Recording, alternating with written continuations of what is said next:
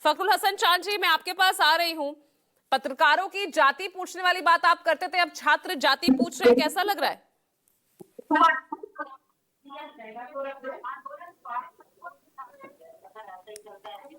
फखरुल जी, आपसे पूछूं कि मैं आपसे पूछूं कि भारतीय जनता पार्टी की प्रवक्ता इस पैनल में क्यों नहीं है, या पॉलिटिकल एक्सपर्ट के रूप में पैनल को अपना पैनलिस्ट भेज दिया है, ये पूछूं मैं। कहाँ है भाजपा के प्रवक्ता कांग्रेस इस ने भी नहीं डिबेट? भेजा फखरुल हसन चांद जी।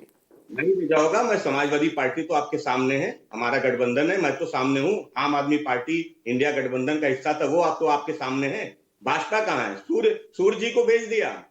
सूर्य जी आज जाके देखेंगे, भारतीय जनता पार्टी का पक्ष रखेंगे, भाजपा पूरे देश में विवाद पैदा करेगी, उसके बाद पर्दे से पीछे चली जाएगी। मैं लखनऊ क्रिश्चियन कॉलेज छात्र संघ का अध्यक्ष था, और जब मैं कॉलेज कैंपस में था, अब मुझे नहीं याद कि मुझे वोट देने वाले ने कभी किसी का धर्म पूछा या जाति पूछी हो।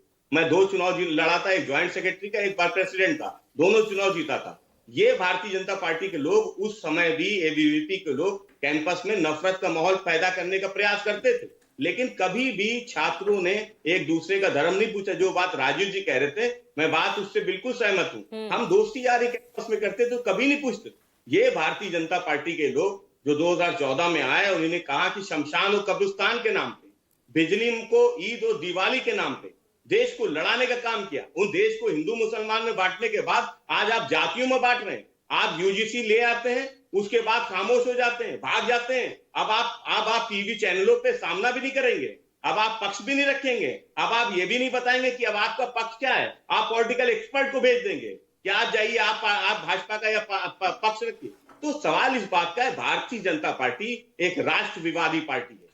ये अपना हित साधने के लिए ये पिछड़े और अगली जाति के छात्रों को, नौजवानों को जातियों में और धर्मों में बांटने के लिए यूजीसी एक्ट को लेके आई है। और माननीय सुप्रीम कोर्ट ने पहले ही कहा कि अस्पष्ट है, क्लियर नहीं है, ये जानबूझ के बनाया गया था कि पहले विवाद पैदा किया जाएगा, फिर सुप्रीम कोर्ट जाएगा, वहां पे रुक जाएगा, फिर देश में इसी तरह से छात्रों को, नौजवानों के बीच में इसी तरह से हम अगली जाति और पिछड़ी जाति करेंगे। और तो बात तो वही हो गई ना ऋषि शंकर मिश्रा जी की, जाति के हक की बात करते करते अब यहाँ जाति के नाम पर ही द्वेष फैल रहा है।